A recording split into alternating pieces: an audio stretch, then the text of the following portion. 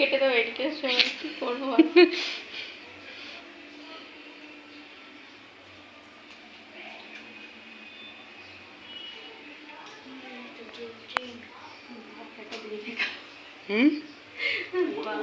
তোলারটা চলে না না না